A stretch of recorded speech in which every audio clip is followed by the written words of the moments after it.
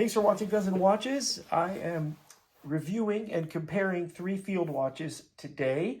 And I want to point out before I get too far into it, is that I am not a watch reviewer. I'm a guy who spends money, and I spent cash on all 3 of these watches. Only one of them is for me, by the way. The other 2 are gifts that will be given out to family members, not to people who watch my pathetic YouTube channel. I do watch the YouTube reviewers, that's in air quotes, of the watches, because they aren't really reviewers.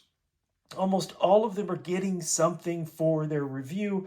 Most of them have online stores or even make their own watches, and they are not really reviewing the watches. They're demoing the watches, and they're putting out sales literature. They're putting out marketing collateral with their videos. So they're not really going to ever say anything bad about the watches, about the technology, because then they would lose their income stream. They would probably fall out of favor as distributors, and they would probably lose any type of freebies that they get. I'm not that. I am a guy who spent a ton of money and time learning to shoot, and I stopped counting after 100 grand. And I've had a huge technical career evaluating manufactured goods and servicing manufactured goods all over the world. And so I have a lot of experience and insight, and the gun stuff really helps because carrying concealed and learning how to do that over the years, you really learn what looks good and is functional at the same time. And some of these watches look remarkable, but then when you try to wear them and implement them, they're not good at all. So back to the story here. These are field watches, which field watch is a generic term for utility watches, ones that are not meant to be terribly fancy, although these 3 are all quite handsome. They are quite good-looking masculine watches, and they are meant to be implemented in the field. They're meant to be, by field, they mean go to war. These are watches that are patterned after World War II, when we had to go to war against the Japanese and the Germans. And this is similar to what the soldiers and the Marines would have worn when they're going on missions. That's the way in. But it's also very handy for people who work as nurses or doctors and want to take people's pulses. Any type of activity place where you can't have a phone. If you have a security clearance and you have to work somewhere where you can't have recording devices, you're going to want to have a wristwatch, and you're going to want to have something that you don't mind banging into stuff. The other thing about these 3 watches is that they are all very attainable, very reasonably priced. The most expensive one is the Islander Mitchel, which I purchased for $225, maybe $230. That was with a different strap, though. The strap that came with it was nylon and was crap. But the rest of the watch is great. And I just wanted the Islander because it's unique. It's not another Seiko. It's not another Citizen. It's not another Hamilton. It's something that's kind of special. It's off the trail. If people ask you about it, you can explain that it's this really cool guy in New York makes these watches as reasonably as possible to try to make a living, and he assembles them with parts from all over the world, and that's why I own that one. The Citizen is going to be a gift for my brother-in-law, who retires as a mechanic this year at 67 years old, and he loves World War II stuff. So I wanted to get him a watch for his retirement, and I wanted to get him one that was very World War II-ish, which this Citizen Garrison is 100% that. It's absolutely a field watch. It absolutely has that military feel to it, even though it doesn't have the 24-hour dial on it. It does have that. And then the other is the Seiko 5. This goes by SPRG27,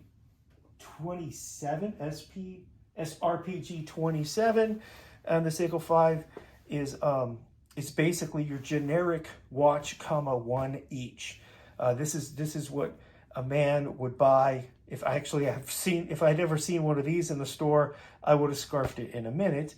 And the price for the Garrison off of GovX was $180. which is a complete steal. If you see it out in the marketplace, it's probably $250 to $300.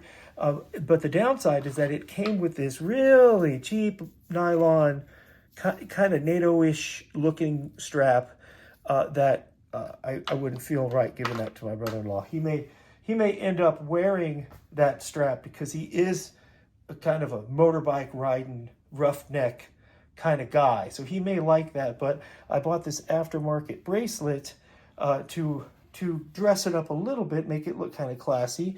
It's from this unpronounceable company, 18 millimeters, and it is inexpensive as well. I have the same bracelet in 21 millimeters on my Tissot, and it is incredibly comfortable. It's got a couple settings for micro adjustment.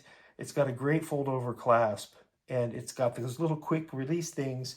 So if he does decide to switch back to the other strap, he'll be able to do that really quick. The Islander, like I said, is wearing a leather strap from North Street Watch. It's a United States made leather strap, which is roughly $100, maybe $120, which is kind of silly to put a $120 strap on a $220 watch, but it's mine. So that's that. Okay. I didn't like that strap, and I didn't want to put a bracelet on it. I wanted to keep it nice and comfortable. And so we got this nice blue strap. And I would never buy a watch in this color configuration to give to somebody. That's just too personal of a coloring scheme for that. And the Seiko 5 is a stock watch. This is exactly how I bought it, exactly how I got it. And it was, again, at govx.com, $208. $208 for a Seiko mechanical watch with a 4R36 movement and with a stainless steel bracelet is absolutely absurd cheap. That is just remarkably inexpensive, even after all these tariffs and all of this hoopla. And so I will cut in with a video and show you the lume of these three watches during the cuts here. When the lume is on, the Islander in person smokes the other two. There's no real comparison. It's much more bright. It's much more legible. The Citizen is bright, legible, useful, and the numbers light up, but it has a bit of a blue tinge to it.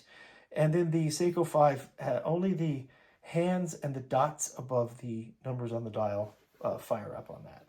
Here's a comparison of the lume that's on the three watches. The Citizen Garrison is on the left, the Islander in the middle, and the Seiko 5 on the right.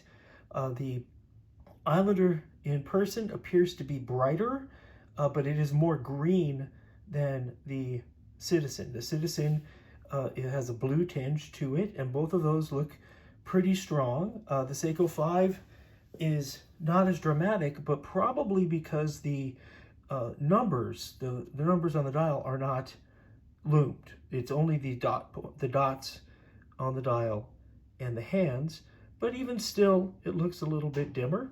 And if this is a point for you in your search, this is a good comparison.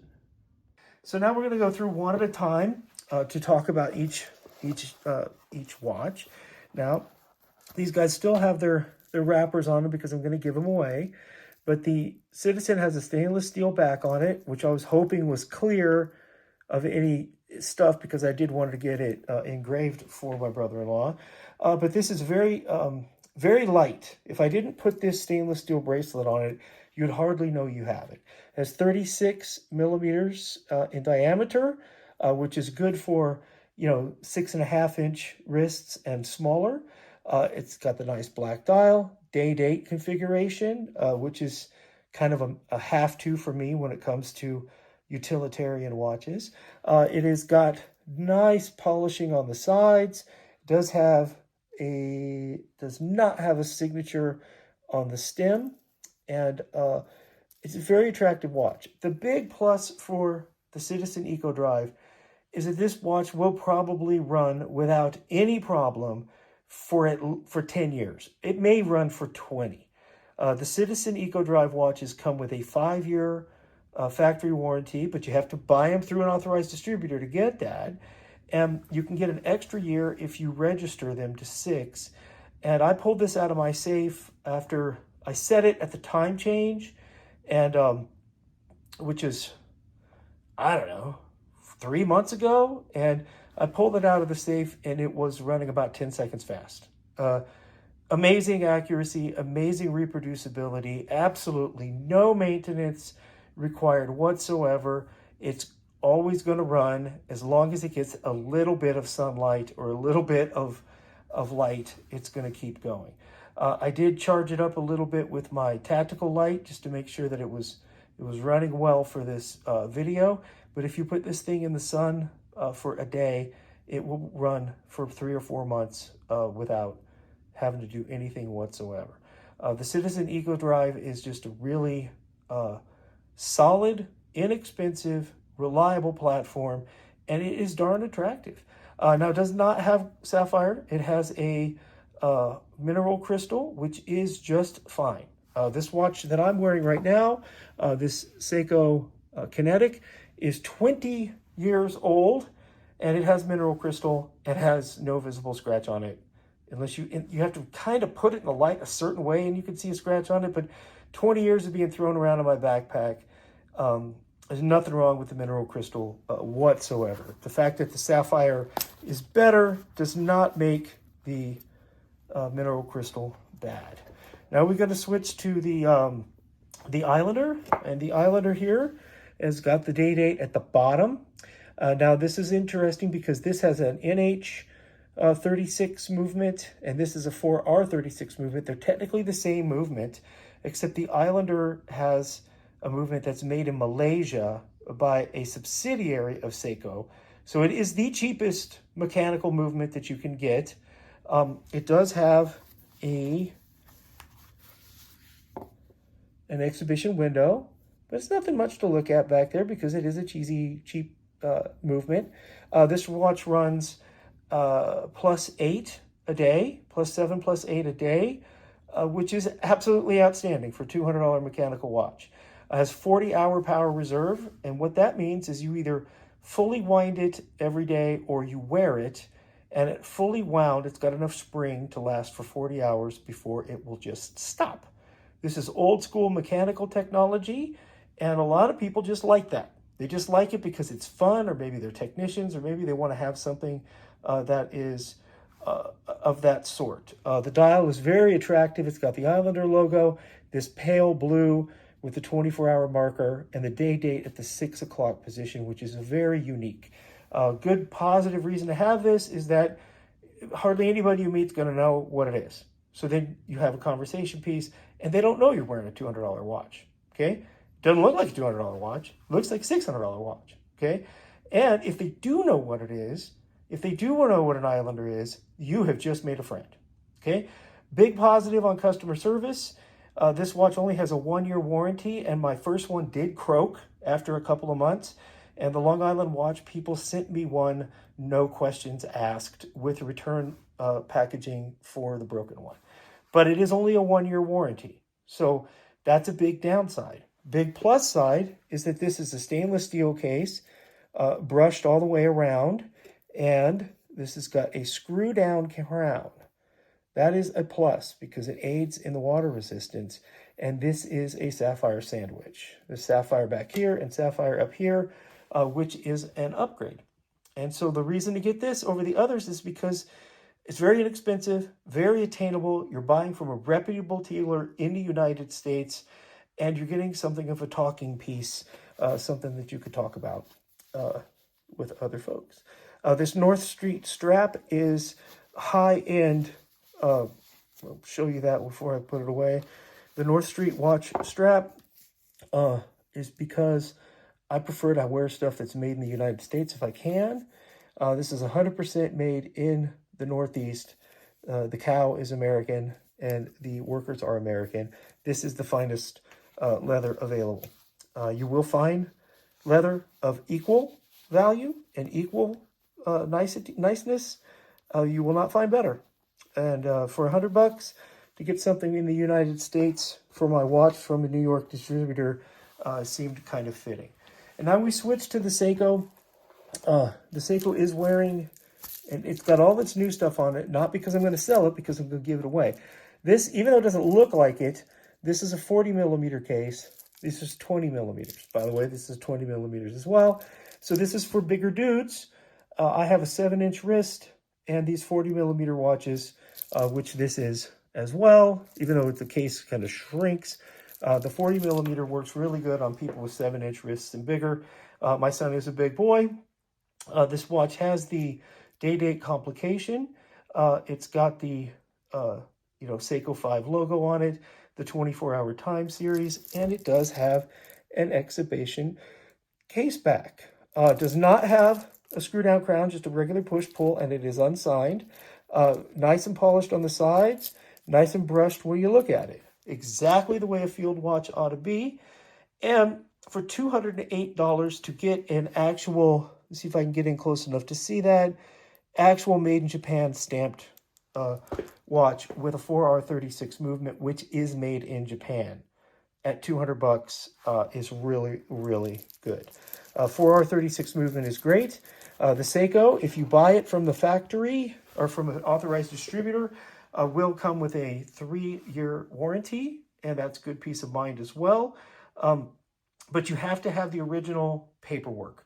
I had a Seiko that had to go in for service. They wouldn't even talk to me if I didn't have the original paperwork. So if you buy one of these, make sure you save the original paperwork.